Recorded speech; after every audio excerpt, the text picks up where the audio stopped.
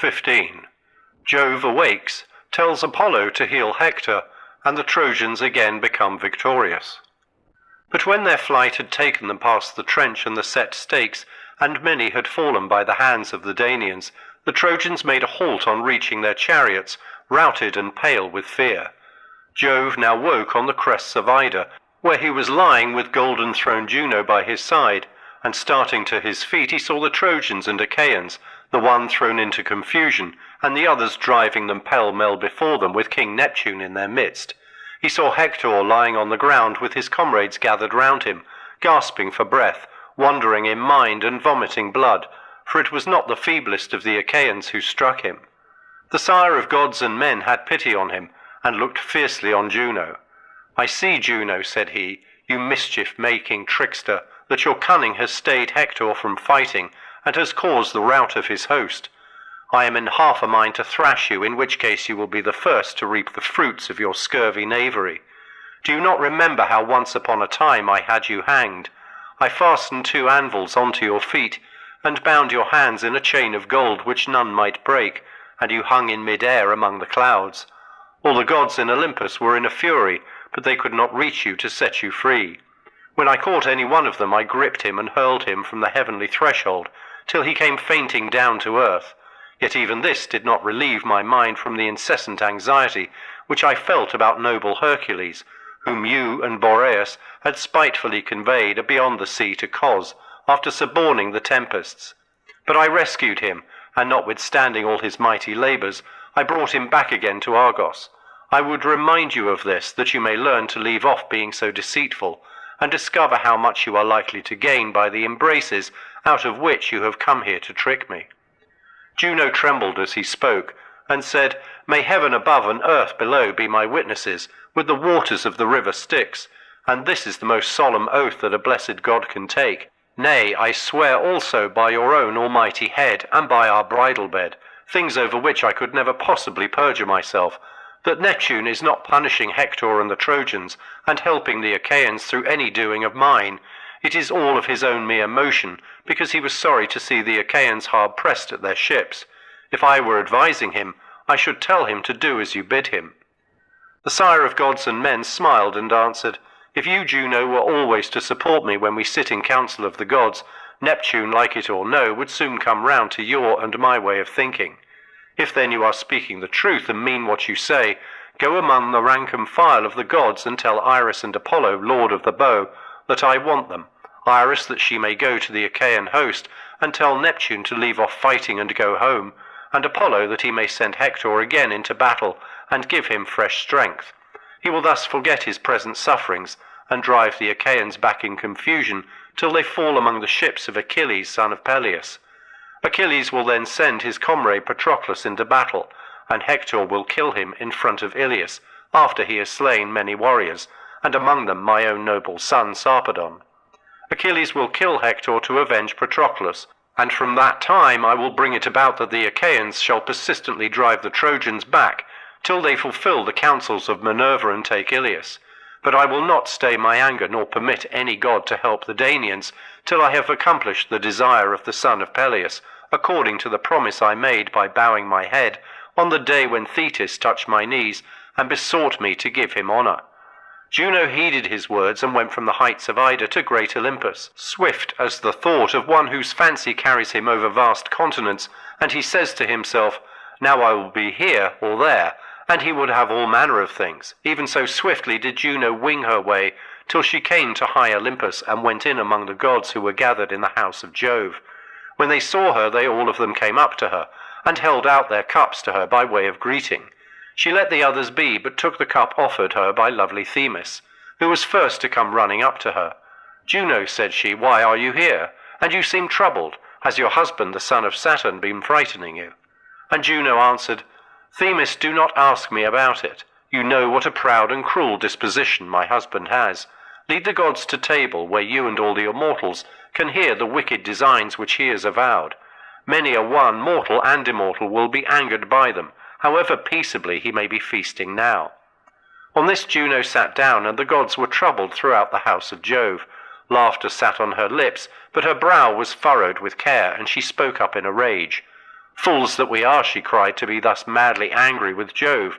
We keep on wanting to go up to him and stay him by force or by persuasion, but he sits aloof and cares for nobody, for he knows that he is much stronger than any other of the immortals. Make the best, therefore, of whatever ills he may choose to send each one of you. Mars, I take it, has had a taste of them already, for his son Ascalaphus has fallen in battle, the man whom of all others he loved most dearly, and whose father he owns himself to be." When he heard this, Mars smote his 2 sturdy thighs with the flat of his hands, and said in anger, "Do not blame me, you gods that dwell in heaven, if I go to the ships of the Achaeans and avenge the death of my son, even though it end in my being struck by Jove's lightning and lying in blood and dust among the corpses." As he spoke, he gave orders to yoke his horses Panic and Rout, while he put on his armour. On this Jove would have been roused to still more fierce and implacable enmity against the other immortals, had not Minerva, alarmed for the safety of the gods, sprung from her seat and hurried outside. She tore the helmet from his head and the shield from his shoulders, and she took the bronze spear from his strong hand and set it on one side. Then she said to Mars, "Madman, you are undone. You have ears that hear not, or you have lost all judgment and understanding. Have you not heard what Juno has said on coming straight from the presence of Olympian Jove? Do you wish to go through all kinds of suffering before you are brought back sick and sorry to Olympus, after having caused infinite mischief to all us others? Jove would instantly leave the Trojans and Achaeans to themselves. He would come to Olympus to punish us, and would grip us up one after another, guilty or not guilty. Therefore lay aside your anger for the death of your son. Better men than he have either been killed already, or will fall hereafter, and one cannot protect everyone's whole family." With these words she took Mars back to his seat. Meanwhile Juno called Apollo outside, with Iris the messenger of the gods. "Jove," she said to them, "desires you to go to him at once on Mount Ida. When you have seen him, you are to do as he may then bid you." Thereon Juno left them and resumed her seat inside, while Iris and Apollo made all haste on their way. When they reached many-fountained Ida, mother of wild beasts, they found Jove seated on topmost Gargarus, with a fragrant cloud encircling his head, as with a diadem. They stood before his presence, and he was pleased with them, for having been so quick in obeying the orders his wife had given them. He spoke to Iris first. "Go," said he, "fleet Iris, tell King Neptune what I now bid you, and tell him true. Bid him leave off fighting, and either join the company of the gods, or go down into the sea. If he takes no heed and disobeys me, let him consider well whether he is strong enough to hold his own against me, if I attack him. I am older and much stronger than he is, yet he is not afraid to set himself up as on a level with myself, of whom all the other gods stand in awe." Iris, fleet as the wind, obeyed him, and as the cold hail or snowflakes that fly from out the clouds before the blast of Boreas, even so did she wing her way till she came close up to the great shaker of the earth. Then she said, "I have come, O dark-haired king that holds the world in his embrace, to bring you a message from Jove. He bids you leave off fighting, and either join the company of the gods or go down into the sea. If, however, you take no heed and disobey him, he says he will come down here and fight you. He would have you keep out of his reach, for he is older and much stronger than you are, and yet you are not afraid to set yourself up as on a level with himself, of whom all the other gods stand in awe." Neptune was very angry and said, "Great heavens, strong as Jove may be, he has said more than he can do if he has threatened violence against me, who am of like honour with himself. We were 3 brothers, whom Rhea bore to Saturn, Jove, myself, and Hades, who rules the world below. Heaven and earth were divided into 3 parts, and each of us was to have an equal share. When we cast lots, it fell to me to have my dwelling in the sea for evermore. Hades took the darkness of the realms under the earth, while air and sky and clouds were the portion that fell to Jove. But earth and great Olympus are the common property of all. Therefore I will not walk as Jove would have me. For all his strength, let him keep to his own 3rd share, and be contented without threatening to lay hands upon me, as though I were nobody. Let him keep his bragging talk for his own sons and daughters, who must perforce obey him." Iris, fleet as the wind, then answered, "Am I really, Neptune, to take this daring and unyielding message to Jove, or will you reconsider your answer? Sensible people are open to argument, and you know that the Erinyes always range themselves on the side of the older person." Neptune answered, "Goddess Iris, your words have been spoken in season. It is well when a messenger shows so much discretion. Nevertheless it cuts me to the very heart that anyone should rebuke so angrily another who is his own peer, and of like empire with himself. Now, however, I will give way in spite of my displeasure. Furthermore, let me tell you, and I mean what I say, if contrary to the desire of myself, Minerva, driver of the spoil, Juno, Mercury, and King Vulcan, Jove spares steep Iliad, and will not let the Achaeans have the great triumph of sacking it, let him understand that he will incur our implacable resentment. Neptune now left the field to go down under the sea, and sorely did the Achaeans miss him. Then Jove said to Apollo, "Go, dear Phoebus, to Hector, for Neptune, who holds the earth in his embrace, has now gone down under the sea to avoid the severity of my displeasure. Had he not done so, those gods who are below with Saturn would have come to hear of the fight between us. It is better for both of us that he should have curbed his anger and kept out of my reach, for I should have had much trouble with him. Take then your tasselled aegis, and shake it furiously, so as to set the Achaean heroes in a panic. Take moreover brave Hector, O far darter, into your own care, and rouse him to deeds of daring till the Achaeans are sent flying back to their ships and to the Hellespont. From that point I will think it well over, how the Achaeans may have a respite from their troubles." Apollo obeyed his father's saying, and left the crests of Ida, flying like a falcon, bane of doves, and swiftest of all birds. He found Hector no longer lying upon the ground, but sitting up, for he had just come to himself again.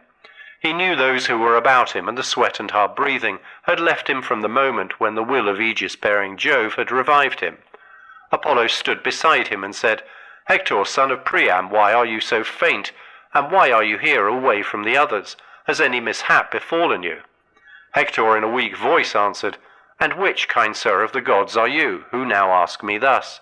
Do you not know that Ajax struck me on the chest with a stone as I was killing his comrades at the ships of the Achaeans, and compelled me to leave off fighting?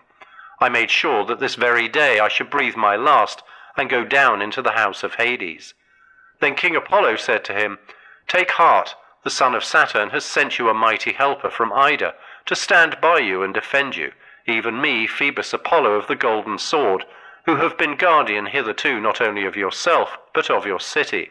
Now therefore order your horsemen to drive their chariots to the ships in great multitudes.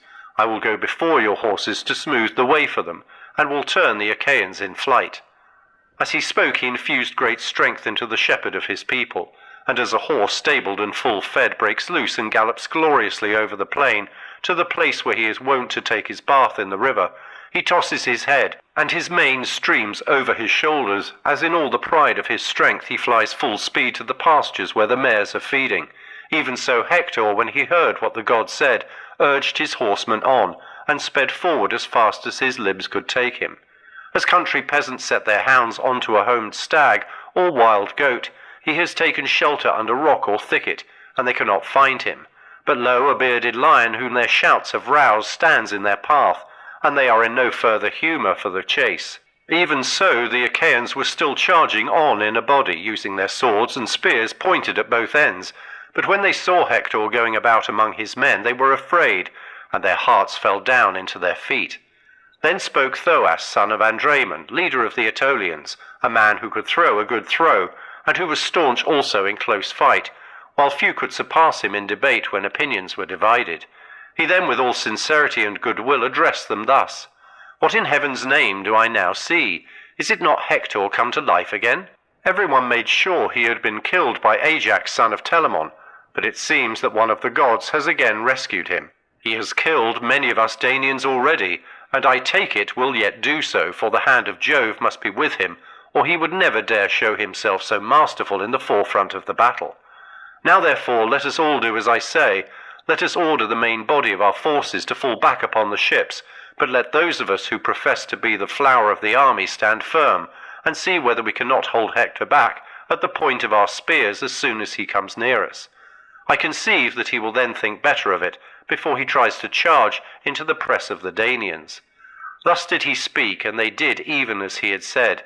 Those who were about Ajax and King Idomeneus, the followers moreover of Teucer, Meriones, and Meges, peer of Mars, called all their best men about them, and sustained the fight against Hector and the Trojans, but the main body fell back upon the ships of the Achaeans. The Trojans pressed forward in a dense body, with Hector striding on at their head. Before him went Phoebus Apollo, shrouded in cloud about his shoulders. He bore aloft the terrible aegis with its shaggy fringe, which Vulcan the smith had given Jove to strike terror into the hearts of men. With this in his hand, he led on the Trojans. The Argives held together and stood their ground. The cry of battle rose high from either side, and the arrows flew from the bowstrings. Many a spear sped from strong hands, and fastened in the bodies of many a valiant warrior, while others fell to earth midway before they could taste of man's fair flesh, and glut themselves with blood. So long as Phoebus Apollo held his aegis quietly and without shaking it, the weapons on either side took effect, and the people fell. But when he shook it straight in the face of the Danaans, and raised his mighty battle cry, their hearts fainted within them, and they forgot their former prowess. As when two wild beasts spring in the dead of night on a herd of cattle, or a large flock of sheep when the herdsman is not there, even so were the Danaans struck helpless, for Apollo filled them with panic, and gave victory to Hector and the Trojans. The fight then became more scattered, and they killed one another where they best could. Hector killed Stichius and Arcesilaus, the one leader of the Boeotians, and the other friend and comrade of Menecius. Aeneas killed Medon and Iagus. The first was bastard son to Oileus and brother to Ajax, but he lived in Phylace away from his own country, for he had killed a man, a kinsman of his stepmother Areopis, whom Oileus had married. Iagus had become a leader of the Athenians, and was son of Sphelus, the son of Boucolos. Polydamas killed Mecistius and Polites Echius in the front of the battle, while Iganor slew Clonius. Paris struck Diiocus from behind in the lower part of the shoulder, as he was flying among the foremost, and the point of the spear went clean through him. While they were spoiling these heroes of their armour, the Achaeans were flying pell-mell to the trench and the set stakes, and were forced back within their wall. Hector then cried out to the Trojans, "Forward to the ships, and let the spoils be. If I see any man keeping back on the other side of the wall away from the ships, I will have him killed. His kinsmen and kinswomen shall not give him his dues of fire, but dogs shall tear him in pieces in front of our city." As he spoke, he laid his whip about his horse's shoulders and called to the Trojans throughout their ranks. The Trojans shouted with a cry that rent the air, and kept their horses neck and neck with his own. Phoebus Apollo went before and kicked down the banks of the deep trench into its middle, so as to make a great broad bridge, as broad as the throw of a spear when a man is trying his strength. The Trojan battalions poured over the bridge, and Apollo with his redoubtable aegis led the way. He kicked down the wall of the Achaeans as easily as a child who, playing on the seashore, has built a house of sand and then kicks it down again and destroys it. Even so did you, O Apollo, shed toil and trouble upon the Argives, filling them with panic and confusion. Thus then were the Achaeans hemmed in at their ships, calling out to one another and raising their hands with loud cries, every man to heaven. Nestor of Gerene, tower of strength to the Achaeans, lifted up his hands to the starry firmament of heaven, and prayed more fervently than any of them. "Father Jove," said he, "if any one in wheat-growing Argos burned you fat thigh-bones of sheep or heifer, and prayed that he might return safely home, whereon you bowed your head to him in assent, bear it in mind now, and suffer not the Trojans to triumph thus over the Achaeans." All counselling Jove thundered loudly in answer to the prayer of the aged son of Neleus. When they heard Jove thunder, they flung themselves yet more fiercely on the Achaeans. As a wave breaking over the bulwarks of a ship when the sea runs high before a gale, for it is the force of the wind that makes the wave so great, even so did the Trojans spring over the wall with a shout, and drive their chariots onwards. The two sides fought with their double-pointed spears in hand-to-hand encounter, the Trojans from their chariots, and the Achaeans climbing up into their ships, and wielding the long pikes that were lying on the decks ready for use in a sea fight, jointed and shod with bronze. Now Patroclus, so long as the Achaeans and Trojans were fighting about the wall, but were not yet within it and at the ships, remained sitting in the tent of good Eurypylus, entertaining him with his conversation, and spreading herbs over his wound to ease his pain. When, however, he saw the Trojans swarming through the breach in the wall, while the Achaeans were clamouring and struck with panic, he cried aloud and smote his two thighs with the flat of his hands. "Eurypylus," said he in his dismay, I know you want me badly, but I cannot stay with you any longer, for there is hard fighting going on. A servant shall take care of you now, for I must make all speed to Achilles, and induce him to fight if I can. Who knows, but with heaven's help I may persuade him. A man does well to listen to the advice of a friend." When he had thus spoken, he went his way. The Achaeans stood firm and resisted the attack of the Trojans, yet though these were fewer in number, they could not drive them back from the ships, neither could the Trojans break the Achaean ranks and make their way in among the tents and ships. As a carpenter's line gives a true edge to a piece of ship's timber, in the hand of some skilled workman, whom Minerva has instructed in all kinds of useful arts, even so level was the issue of the fight between the two sides, as they fought some round one and some round another. Hector made straight for Ajax, and the two fought fiercely about the same ship. Hector could not force Ajax back and fire the ship, nor yet could Ajax drive Hector from the spot to which heaven had brought him. Then Ajax struck Caletor, son of Clytius, in the chest with a spear, as he was bringing fire towards the ship. He fell heavily to the ground, and the torch dropped from his hand. When Hector saw his cousin fallen in front of the ship, he shouted to the Trojans and Lycians, saying, "Trojans, Lycians, and Dardanians, good in close fight, bate not a jot, but rescue the son of Clytius, lest the Achaeans strip him of his armour now that he has fallen." He then aimed a spear at Ajax and missed him, but he hit Lycophron, a follower of Ajax, who came from Cythera, but was living with Ajax inasmuch as he had killed a man among the Cytherians. Hector's spear struck him on the head below the ear, and he fell headlong from the ship's prow onto the ground with no life left in him. Ajax shook with rage and said to his brother, "Teucer, my good fellow, our trusty comrade, the son of Mastor, has fallen. He came to live with us from Cythera, and whom we honoured as much as our own parents. Hector has just killed him. Fetch your deadly arrows at once, and the bow which Phoebus Apollo gave you." Teucer heard him and hastened towards him with his bow and quiver in his hands. Forthwith he showered his arrows on the Trojans, and hit Clytus, the son of Pisnor, comrade of Polydamas, the noble son of Panthaus, with the reins in his hands as he was attending to his horses. He was in the middle of the very thickest part of the fight, doing good service to Hector and the Trojans, but evil had now come upon him, and not one of those who were fain to do so could avert it, for the arrow struck him on the back of the neck. He fell from his chariot, and his horses shook the empty car as they swerved aside. King Polydamas saw what had happened, and was the first to come up to the horses. He gave them in charge to Astinaus, son of Proteaon, and ordered him to look on and to keep the horses near at hand. He then went back and took his place in the front ranks. Teucer then aimed another arrow at Hector, and there would have been no more fighting at the ships if he had hit him and killed him then and there. Jove, however, who kept watch over Hector, had his eyes on Teucer and deprived him of his triumph by breaking his bowstring for him just as he was drawing it and about to take his aim. On this the arrow went astray, and the bow fell from his hands. Teucer shook with anger and said to his brother, "Alas, see how heaven thwarts us in all we do. It has broken my bowstring and snatched the bow from my hand, though I strung it this selfsame morning that it might serve me for many an arrow." Ajax, son of Telamon, answered, "My good fellow, let your bow and your arrows be, for Jove has made them useless in order to spite the Danaans. Take your spear, lay your shield upon your shoulder, and both fight the Trojans yourself and urge others to do so.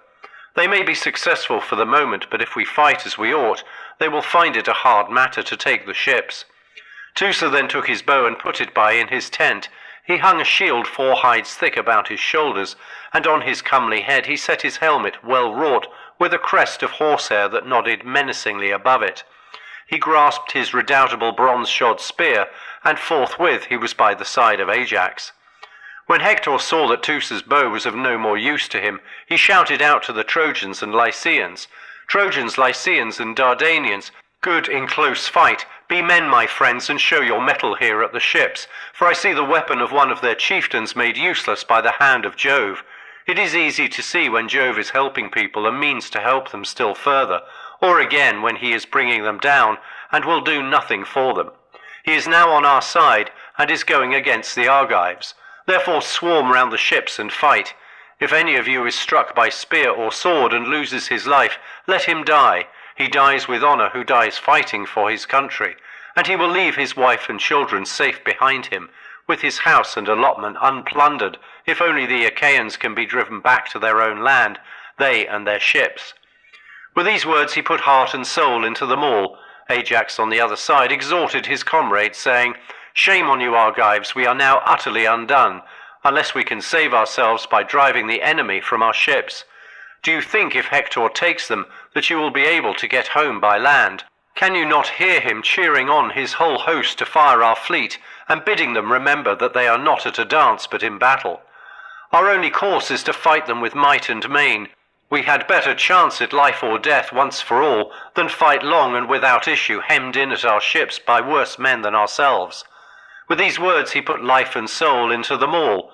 Hector then killed Schedius, son of Perimedes, leader of the Phocians, and Ajax killed Laodamas, captain of foot soldiers and son to Antenor. Polydamas killed Otus of Cyllene, a comrade of the son of Phyleus and chief of the proud Epeans. When Meges saw this, he sprang upon him, but Polydamas crouched down, and he missed him, for Apollo would not suffer the son of Panthaus to fall in battle. But the spear hit Chrysemus in the middle of his chest, whereon he fell heavily to the ground, and Meges stripped him of his armour. At that moment the valiant soldier Dolops, son of Lampus, sprang upon him. Lampus was son of Laomedon, and noted for his valour, while his son Dolops was versed in all the ways of war. He then struck the middle of the son of Phyleus' shield with his spear, setting on him at close quarters, but his good corslet made with plates of metal saved him. Phyleus had brought it from Ephyra and the river Sellies, where his host, King Euphrates, had given it him to wear in battle and protect him. It now served to save the life of his son. Then Meges struck the topmost crest of Dolops's bronze helmet with his spear and tore away its plume of horsehair, so that all newly dyed with scarlet as it was, it tumbled down into the dust. While he was still fighting and confident of victory, Menelaus came up to help Meges and got by the side of Dolops unperceived. He then speared him in the shoulder from behind, and the point, driven so furiously, went through into his chest, whereon he fell headlong. The two then made towards him to strip him of his armour, but Hector called on all his brothers for help, and he especially upbraided brave Melanippus, son of Hicetaon, who erewhile used to pasture his herds of cattle in Percote before the war broke out.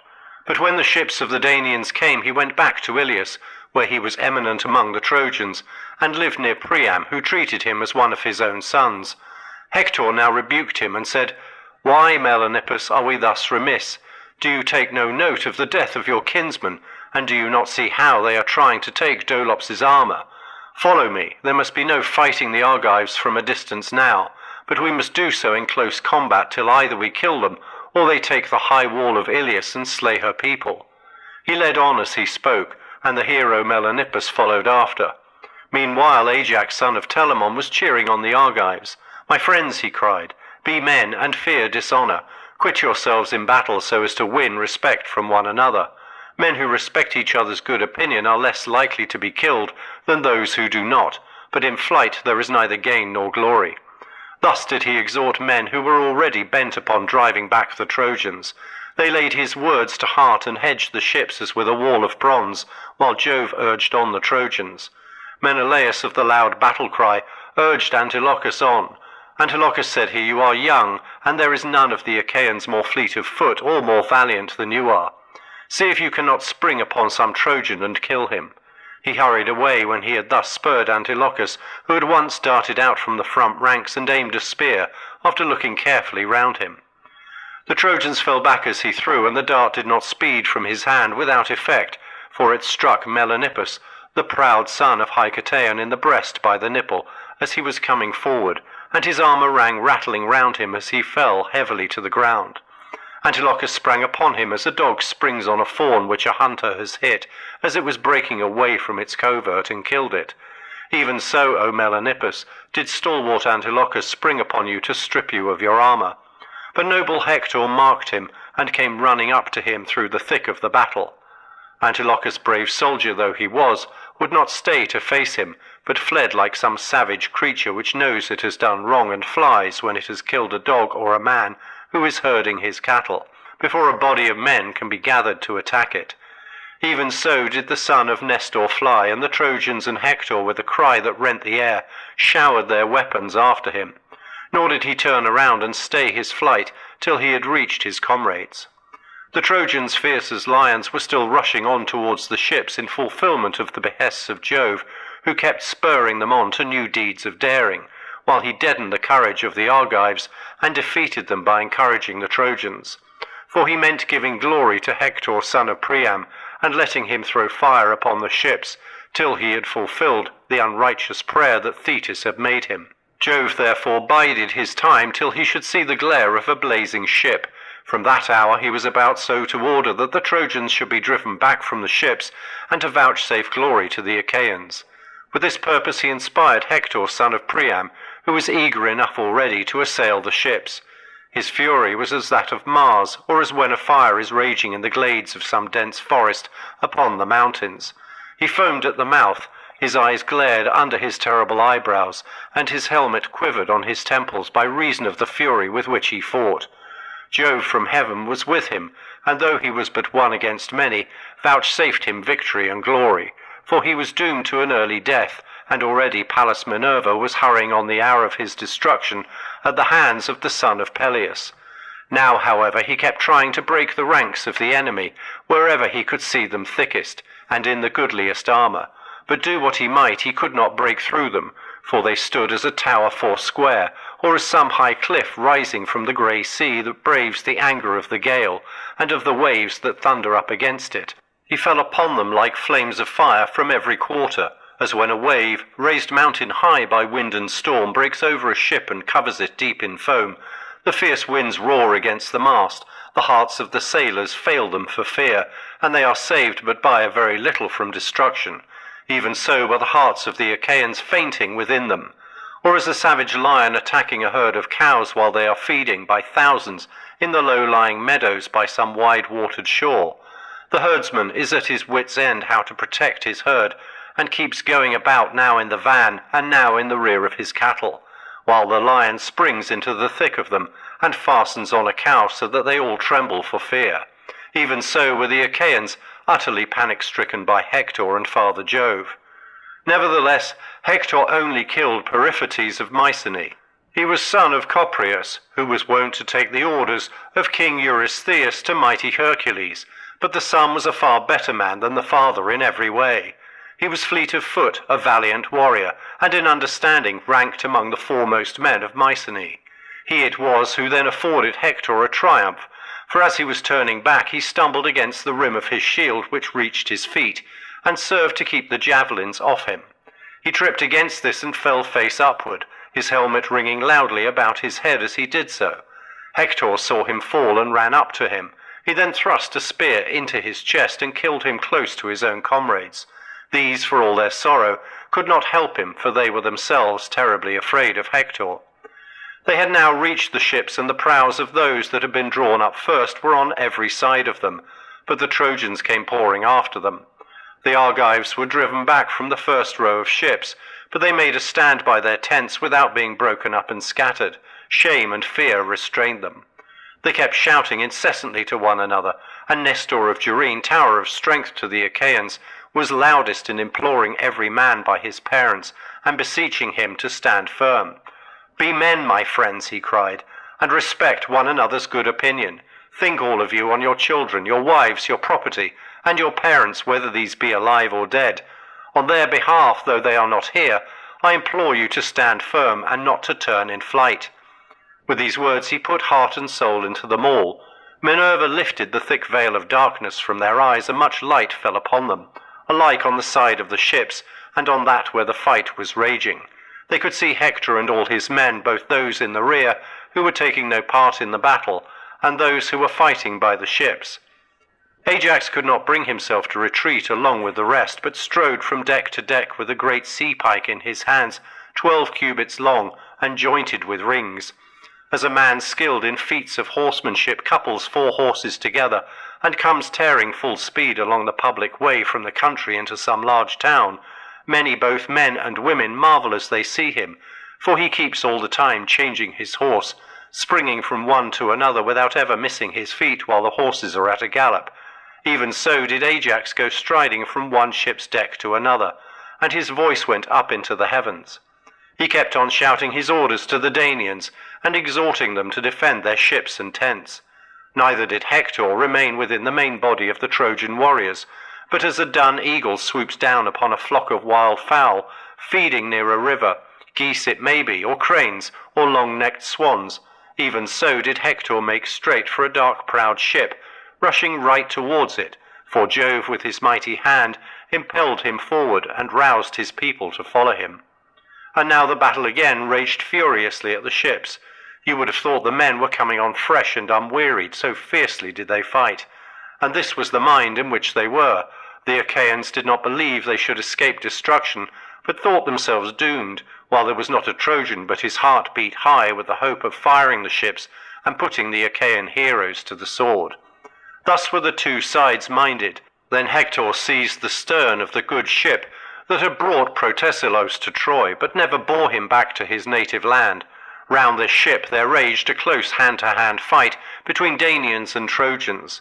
They did not fight at a distance with bows and javelins, but with one mind hacked at one another in close combat, with their mighty swords and spears pointed at both ends. They fought moreover with keen battle-axes and with hatchets. Many a good stout blade, hilted and scabbarded with iron, fell from hand or shoulder as they fought, and the earth ran red with blood. Hector, when he had seized the ship, would not loose his hold, but held on to its curved stern, and shouted to the Trojans, "Bring fire, and raise the battle-cry, all of you, with a single voice. Now has Jove vouchsafed us a day that will pay us for all the rest. This day we shall take the ships which came hither against heaven's will, and which have caused us such infinite suffering through the cowardice of our counsellors, who, when I would have done battle at the ships, held me back and forbade the host to follow me. If Jove did then indeed warp our judgments, himself now commands me and cheers me on." As he spoke thus, the Trojans sprang yet more fiercely on the Achaeans, and Ajax no longer held his ground, for he was overcome by the darts that were flung at him, and made sure that he was doomed. Therefore he left the raised deck at the stern and stepped back onto the 7-foot bench of the oarsmen. Here he stood on the lookout, and with his spear held back any Trojan whom he saw bringing fire to the ships. All the time he kept on shouting at the top of his voice and exhorting the Danaans. "My friends," he cried, "Danaan heroes, servants of Mars, be men, my friends, and fight with might and with main. Can we hope to find helpers hereafter, or a wall to shield us more surely than the one we have? There is no strong city within reach, whence we may draw fresh forces to turn the scales in our favour. We are on the plain of the armed Trojans, with the sea behind us, and far from our own country. Our salvation, therefore, is in the might of our hands and in hard fighting." As he spoke, he wielded his spear with still greater fury, and when any Trojan made towards the ships with fire at Hector's bidding, he would be on the lookout for him, and drive at him with his long spear. 12 men did he thus kill in hand-to-hand fight before the ships.